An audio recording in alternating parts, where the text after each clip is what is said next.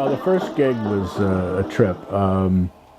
So the guy that helped put the band together, this guy Nick Belkin, who was a distinguished professor at Rutgers, a professor too, and I've known him, I met him the first day I got here, 28 years ago.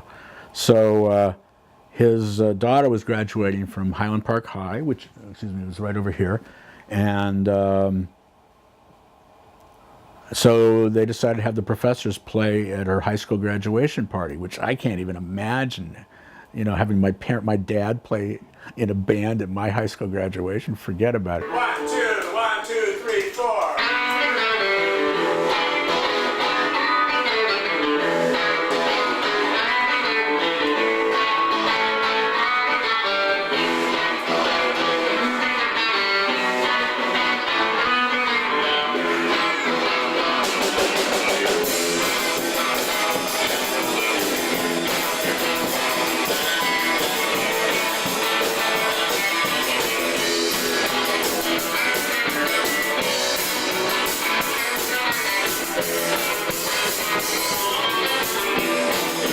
We played in his living room, and I warned Nick that night, because I know about drums. I said, you know, if you leave the windows open in June, and you might want to leave the windows open because it's starting to get warm, that the sound of a drum will travel for miles. And I don't know if he left them open or not, but you have a rock and roll band playing in the living room, people can hear it for some distance.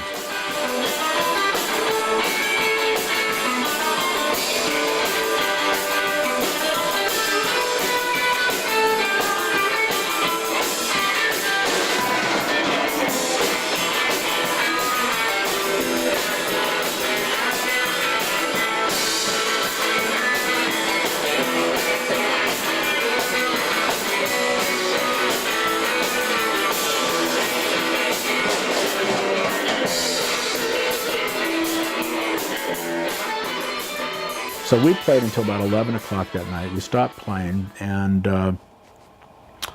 the police came by once and warned them, and then the police came by after I had left another time.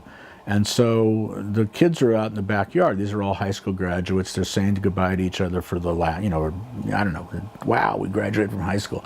And the sound is still going on. So a cop comes to the backyard to ask them again to quiet down. And he's in the backyard, and Nick didn't take well to it. He didn't like that this cop was walking around in his backyard without him giving him permission to do so. And he went over. He didn't try and shove the guy or anything like that. He's just talking to him in a friendly manner, put his hand on the guy's shoulder, and the guy just snapped handcuffs on him. So they obviously, I don't know, Nick must have given them some guff before from the point of view of a police person, right, before that. So he gets arrested. And in the next instant, I wasn't there, but the story has been told to me. The next instant, his son Paul, who later went to Berkeley as an undergraduate, and he's a great kid, he says, "What are you doing with my father? You can't arrest my father like that." Bang! They put handcuffs on him. And then his friend, an African-American guy, he flips out that his friend Paul's been arrested, and then they arrest him. And they take the three of them over here to the police station over here further on the south side. This is North Fifth, they're on the south Fifth. And they don't have a cell big enough for them, I guess, or something, so they handcuffed them to the bench. Now, I didn't know any of this was going on. I had left, I'd packed up my drums, gone home. I wasn't gonna hang around till 1 or 2 in the morning and talk to a bunch of high school kids, and I wasn't in my class, I wasn't interested. So the next morning I called Nick's wife, Kristen Belkin. I didn't mean to call her, I just called the house because I said, I think one of us left a microphone cord there or something, and I just wanted to come over later. And she's from Germany, and she said, "Oh, Bob, do you hear what happened? Nick was arrested last night." I went, "What? There was an arrest after our first gig? No way!" And she didn't say way, but I mean, and I thought, this is a great way to start a band. I mean, what could be better than that, you know? And the funny thing is, there's never been another arrest. Now, by the way, I'm be clear, I don't advocate people doing anything against the law or breaking the law or being too noisy. Everyone should behave well at all times. But I thought it was a good way for a band to become kind of notorious from the beginning.